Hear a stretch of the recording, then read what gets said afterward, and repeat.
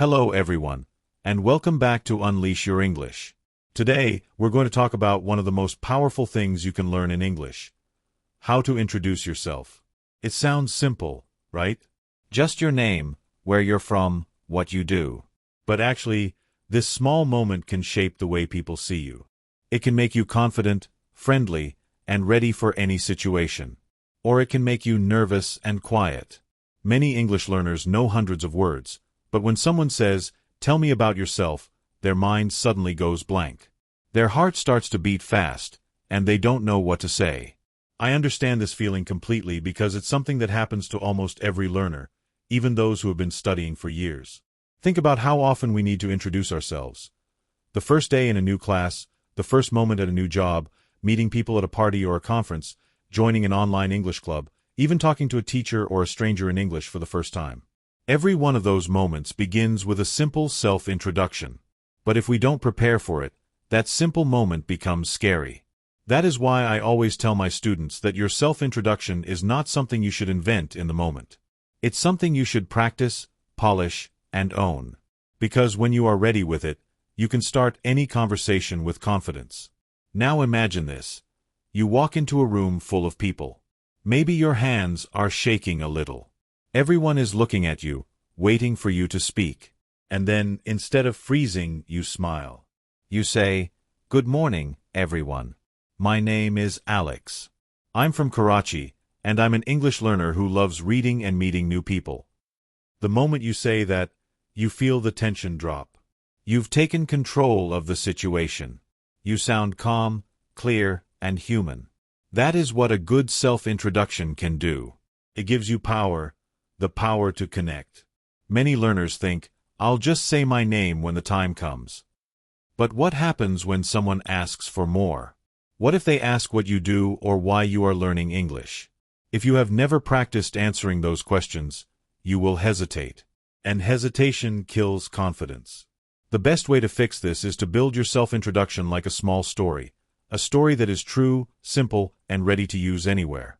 In this video, we'll do that together. We'll start with greetings, then your name, where you're from, what you do, and finally a few sentences that make your introduction feel real and memorable. Let's talk about why this matters so much for your English journey. A good introduction is more than just words. It's your first chance to practice speaking clearly. It's your first test of fluency, even before grammar or vocabulary. It's your personal key that opens doors to conversation. When you learn how to introduce yourself naturally, you stop being afraid of speaking to strangers. You stop thinking in your native language first. You start thinking directly in English.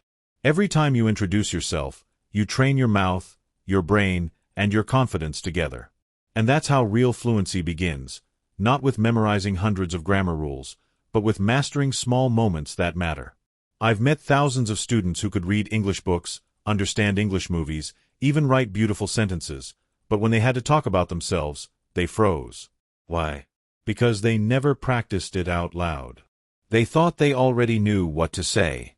But speaking is very different from thinking.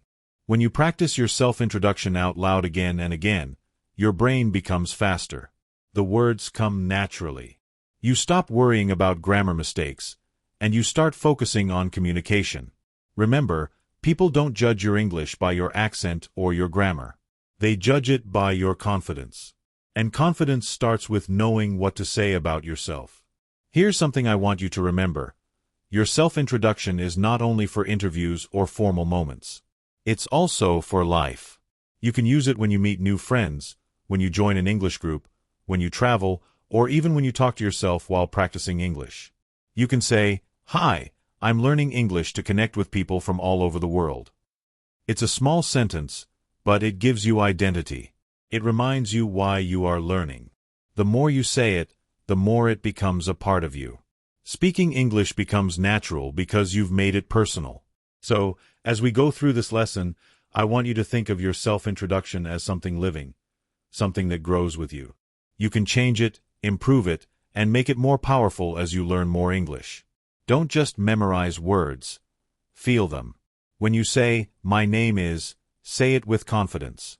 When you say, "I'm from," imagine your hometown with pride. When you say, I love, let that passion show in your voice. That is how you make English your language, not just a subject you study. At the end of this series, you'll have your own self-introduction ready, one that you can say anywhere, anytime, with a smile. You'll stop fearing that question, tell me about yourself, because you'll already know what to say. You'll sound natural, confident, and real. You'll stop thinking, oh no, what should I say? And start thinking, yes, I know exactly what to say. So stay with me until the end of this video, and let's build your introduction step by step. You'll speak it, practice it, and own it. Chapter 2. Start with a greeting and your name. When you start your self-introduction, the very first words that come out of your mouth are often the most important. They set the tone for everything that follows. That is why your greeting and your name should sound natural, friendly, and clear. You do not need complicated sentences to sound professional. You just need confidence in how you begin. Think about this moment like opening a door. The greeting is your hand reaching out to turn the handle. Once you open that door with a smile, your name invites people to step inside and listen to you. Let's begin with greetings. Greetings are simple, but they carry energy. You can choose from many options depending on where you are and who you are speaking to. The most universal one is hello. You can say hello anywhere, anytime. It works in an interview, in a classroom, or at a friendly meeting. It's polite, simple, and safe. You can also say hi, which is more casual and relaxed. If you are meeting friends or people your age, hi sounds natural and easy. Then there are time-based greetings such as good morning, good afternoon, and good evening. These are slightly more formal, and they show awareness of time, which makes you sound more polite and professional. Always pay attention to the time of day before you say it. I have seen many students say good morning at 6 p.m. or good evening at 9 a.m. It's a small mistake, but it shows you're not fully present in the moment. Practice saying the correct one, and smile while saying it. Some countries have unique greetings, too. For example, in Australia, people often say G-Day, which is short for good day. It sounds friendly, but it's very informal and used mostly there. In British English, good day sounds old-fashioned, like something from a movie. So, choose greetings that match your environment. If you are not sure what to use, hello or good morning will always be safe and correct. In very casual settings, like with close friends, you might hear people say, hey, what's up? Or how's it going? These sound natural in some regions, but not in others. So, don't force them if they don't feel natural to you. The key is to pick one greeting you feel comfortable saying and practice it until it feels like your own voice. Once you've greeted the person, the next part is your name. This part seems easy, but many learners still make small mistakes when saying it. The most common way is I'm or I am. You can say I'm Sarah or I am Sarah. Both are correct. If you want to sound a little more formal, I am is better. If you are in a more casual situation, I'm sounds relaxed and friendly. Another option is my name is. This is a bit longer but polite, and it works well when you want to make your name very clear, like in a phone call or an interview. For example, good morning, my name is Sarah.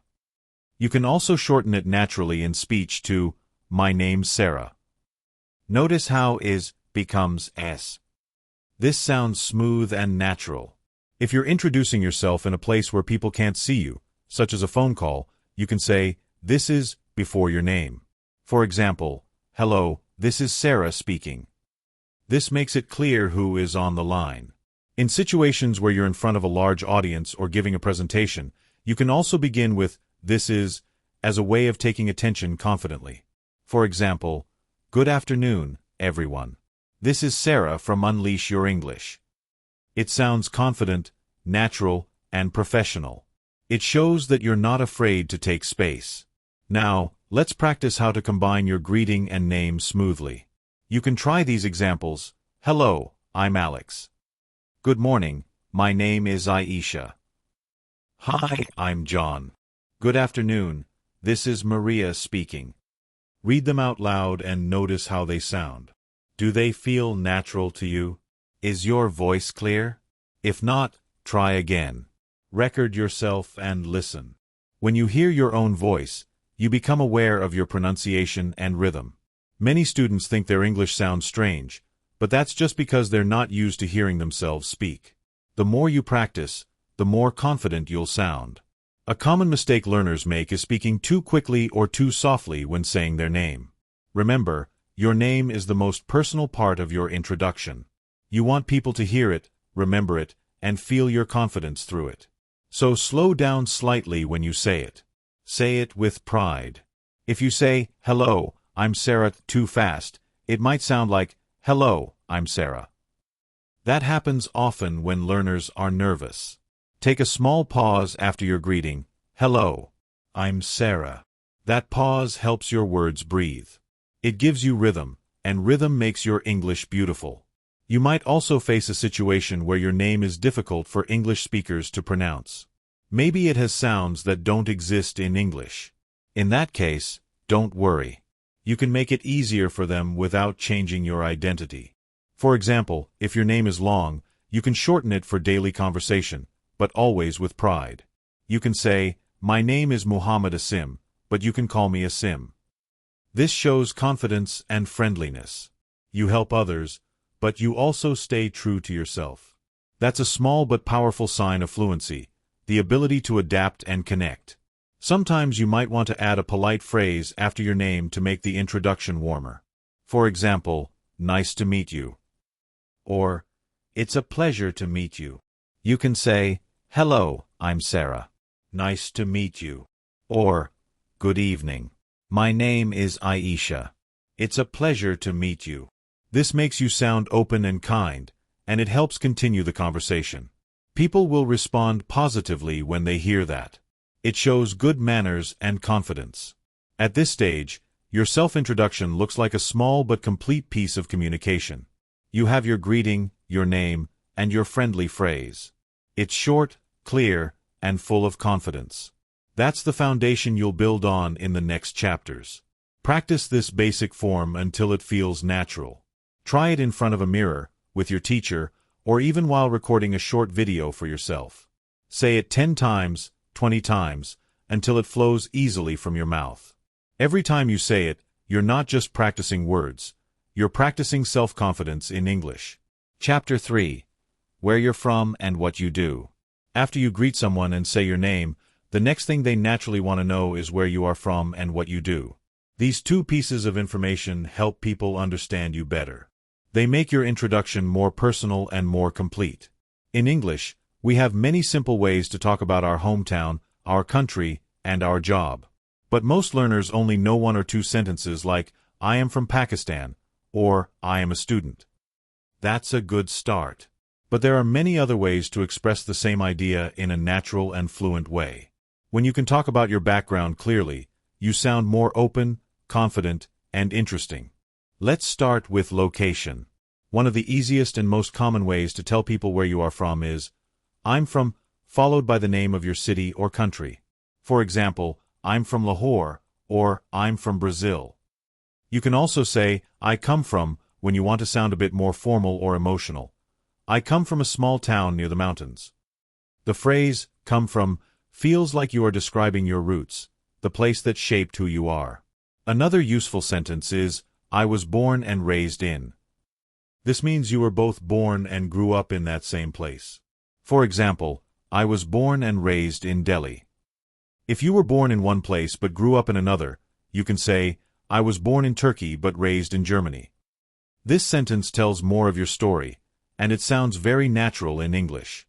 Sometimes you might want to show that you are currently living somewhere different from your hometown. In that case, you can say, "I grew up in," followed by your hometown, and, "but now I live in," followed by your current city. For example, "I grew up in Seoul but now I live in London." This shows your movement and experience.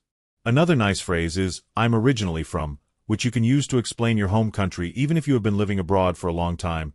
"I'm originally from Japan, but I've been living in Canada for 5 years." You can even add how long you've been in your new place by saying, "I've been living in New York for 3 years," or "I've spent the past few years in Paris." These small details make your introduction sound complete and fluent. Now, let's talk about what you do.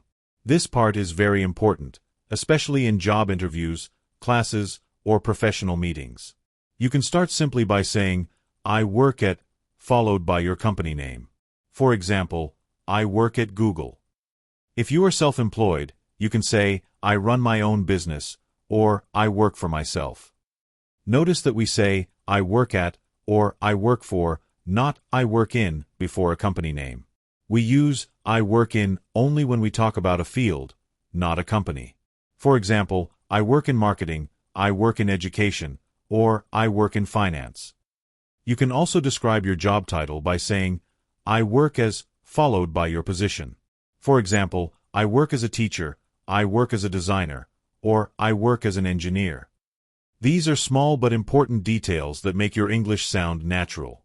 If you are a student, you can say, I'm a student at, followed by the name of your school or university. For example, I'm a student at Oxford University. You can also say, I study, followed by your subject. For example, I study English literature, or I study computer science. If you have already finished your education, you can say, I graduated from, followed by your school's name, I graduated from Karachi University. You can also say, I'm a business graduate, or I have a degree in engineering. These are polite and natural ways to share your background. If you are still studying, you can say, I'm currently studying, or I'm taking a course in. For example, I'm currently studying economics, or I'm taking a course in web design. These phrases make you sound like a motivated learner, and they're very useful in self-introductions. Sometimes learners forget that work and study are not the only things that define what you do. You can also mention volunteer work, side projects, or things you love doing. For example, I volunteer at a local school, or I help organize events for English learners. Sentences like these show that you are an active person, and they make people remember you. If you are currently between jobs, you can still introduce yourself confidently by saying, I'm currently looking for new opportunities in marketing, or I'm exploring new projects related to design. These sentences sound positive and professional. They show that you are still moving forward. When you combine location and profession, your self-introduction starts to sound powerful and smooth. For example, I'm from Bangkok, and I work as an English teacher. Or, I'm originally from Spain, but I live in London where I study architecture. Try to connect the two ideas into one flowing sentence instead of using two short ones. It sounds more natural and more fluent. Here's another example. I was born and raised in Brazil, and I'm currently working in a digital marketing company in Dubai. This kind of sentence makes your English sound confident, connected, and real. Now, let's practice together. Think about your own life. Where were you born? Where are you living now? What do you do every day? Write down your answers and build them into simple sentences. Then say them out loud. For example, I'm from Lahore, but I live in Islamabad. I work as a graphic designer. Or, I was born in Japan, but I grew up in Canada. I'm a student at the University of Toronto. When you repeat these sentences, you're not just learning English grammar. You're learning how to express your identity in English. Remember, your goal is not to sound perfect. Your goal is to sound real. Speak slowly, smile, and mean what you say. People will always remember a confident speaker more than a perfect speaker. If you feel nervous, take a deep breath, and remind yourself that you already know what to say. You've prepared it. You've practiced it. And it's yours. This is your story told in English. Chapter 4. Add a personal touch, hobbies, and personality. Now that you know how to greet someone, say your name, talk about where you are from, and what you do, it is time to make your self-introduction more personal. This is the part that helps people see who you really are. When you share something small about your hobbies or your personality, you become more than just a name and a job title. You become a person others can connect with. Many English learners skip this part because they think it is not important. But this is where real connection begins. People do not remember you just because of what you do. They remember how you make them feel and the small details that show your character. So let's talk about how to add those personal touches to your self-introduction. One of the easiest ways to make your introduction sound friendly and natural is to talk about your hobbies. Hobbies tell people what you enjoy doing when you are not studying or working. You can start with simple sentences like, I like, I enjoy, or I love.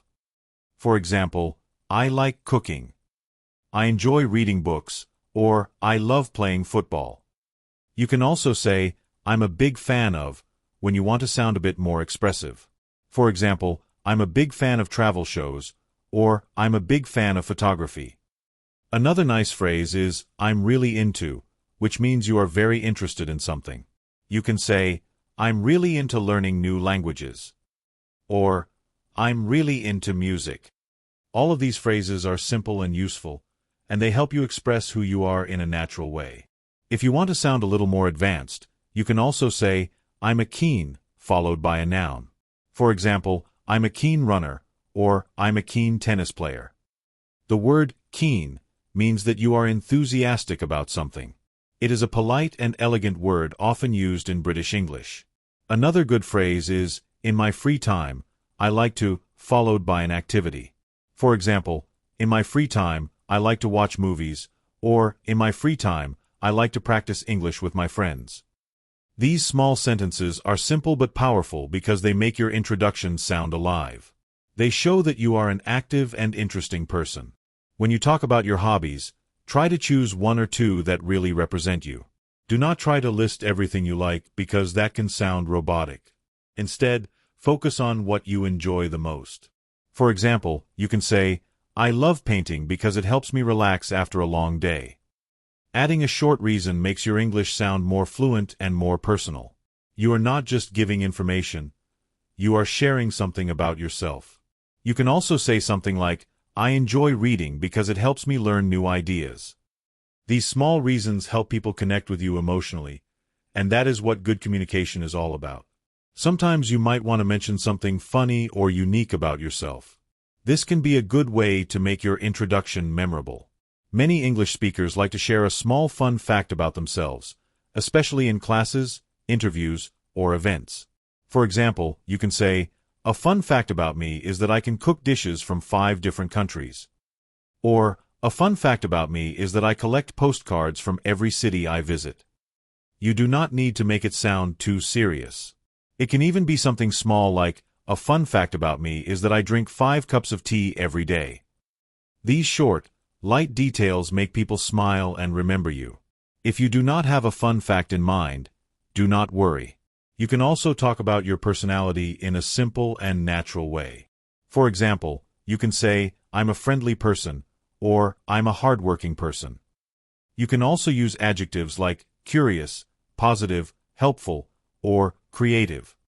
For example, I'm a curious person who loves learning new things, or I'm a creative person who enjoys solving problems. These words describe who you are and make your English sound confident. Just remember to keep it short and natural. You do not need to use big or complicated words.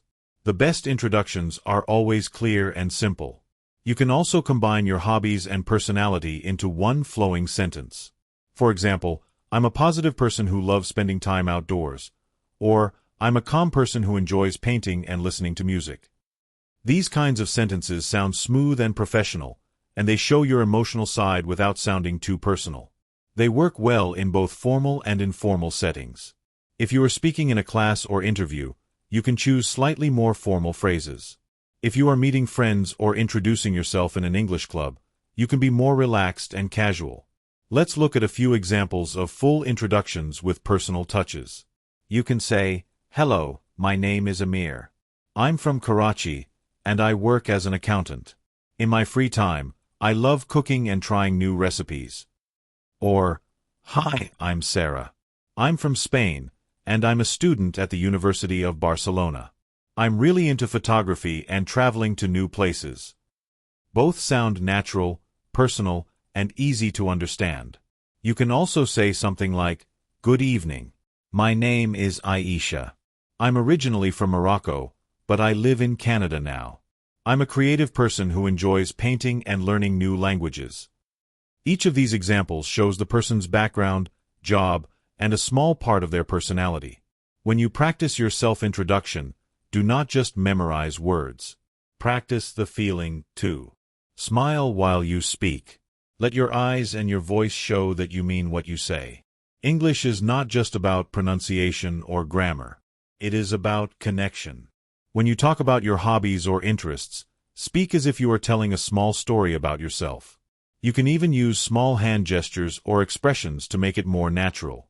The goal is to make people feel comfortable talking to you. So now you have learned how to make your self-introduction sound human and memorable.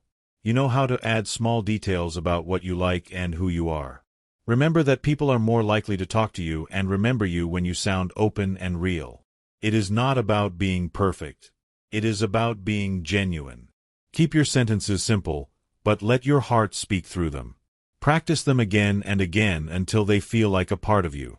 Chapter 5. Create your full self-introduction and speak it confidently. Now you have learned all the parts of a good self-introduction. You know how to greet someone, say your name, talk about where you are from, what you do, and share your hobbies or a small detail about your personality. The next step is to put everything together into one clear, confident paragraph that you can use anywhere. This is where your preparation becomes power. When you bring all of these elements together, you create a small story about yourself that sounds natural, fluent, and real. This is what will make you stand out in every situation, whether it is an interview, a class, or a casual conversation. Let's start by building the structure step by step. First comes your greeting. It opens the conversation politely and sets the tone. After that, you say your name so that people know who you are. Then you mention where you are from or where you live now. After that, you can talk about what you do, such as your job, your studies, or your daily life. Finally, you add 1 or 2 sentences about your hobbies or something personal to make your introduction sound friendly and interesting. That is all you need. 5 small parts that, when combined, create something powerful and complete. Let's look at an example. You can say, "Good morning, everyone. My name is Adam. I'm from Lahore, and I work as a teacher. In my free time, I enjoy reading and cooking. It's a pleasure to meet you all." Do you see how simple that is? It is short, clear, and confident. You don't need to use difficult words or long sentences. The beauty of a great introduction is in its simplicity. Another example could be, "Hello, my name is Aisha. I'm originally from Morocco, but I live in Canada now. I'm a student of psychology, and I love painting and learning new languages." Both of these introductions sound natural because they flow like real speech. There are no sudden pauses, no confusion, and no unnecessary words. Now, think about your own life. Imagine someone asks you, "Can you tell me about yourself?" What will you say? You already have the tools. Write your sentences down on paper. Start with a greeting, then your name, your location, what you do, and something you love doing. When you write it all out, it becomes easier to see how your ideas connect. You might realize that some sentences sound too short, or maybe you want to add a small detail. That is okay. Keep adjusting it until it feels just right for you. This small paragraph will become your most useful piece of English. Once you have your paragraph, the next step is practice. The more you practice, the more confident you will sound. Start by reading it slowly out loud. Then say it again a little faster. Try it in front of a mirror so you can watch your expressions. Make sure you smile. Confidence is not only about words. It is about body language too. Stand straight, make gentle eye contact, and let your face show calmness. If you feel nervous, take a small breath before you start speaking. That one breath helps your mind relax. Remember, you already know what to say because you practiced it. You can also record your voice while saying your self-introduction. Listening to yourself helps you find small areas to improve. Maybe you speak too fast or maybe your voice sounds too quiet. The more you listen, the more natural you will become. Many English learners are afraid to hear their own voice in English. But that fear disappears with practice. When you hear yourself again and again, your confidence grows naturally. You start believing, "Yes, I can really speak English." And that belief changes everything. Try to make small variations of your self-introduction for different situations. For example, if you are in a job interview, you can say, "Good morning. My name is Ali. I'm from Karachi, and I have a degree in computer science. I've been working as a web developer for the past 2 years, and I really enjoy creating new designs." This version sounds professional and focused on work. If you are in an English class or meeting new friends, you can say, "Hi, I'm Ali. I'm from Karachi, and I work as a web developer. In my free time, I love watching movies and traveling." This one is more casual and friendly. Having these small versions ready helps you adapt easily. Sometimes people worry that their introduction is too short, but short and clear is always better than long and confusing. You do not need to tell your life story. A few well-chosen sentences are enough. What matters is your tone and confidence. Speak like you are happy to share something, not like you are reading from memory. Add natural pauses. Let your words breathe. When you sound relaxed, people will listen to you with interest. If you make a mistake while speaking, don't stop or apologize. Just continue. Everyone makes mistakes, even native speakers. What matters is that you keep going. Confidence is not about being perfect. It is about not giving up in the middle of your sentence. So, keep your smile, take a breath, and finish what you started.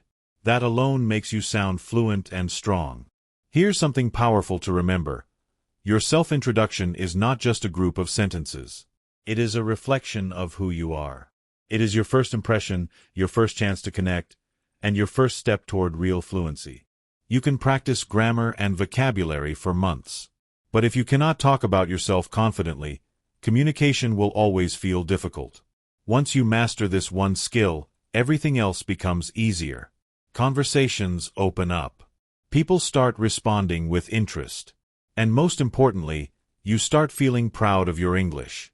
Now that you have learned how to create and practice your self-introduction, I want you to take the final step. Write your own version today. Keep it short, keep it clear, and keep it real. Read it out loud 5 times. Record it. Listen to it. Smile while saying it. Let it become part of you. The next time someone asks, "Can you tell me about yourself?" you will not freeze or hesitate.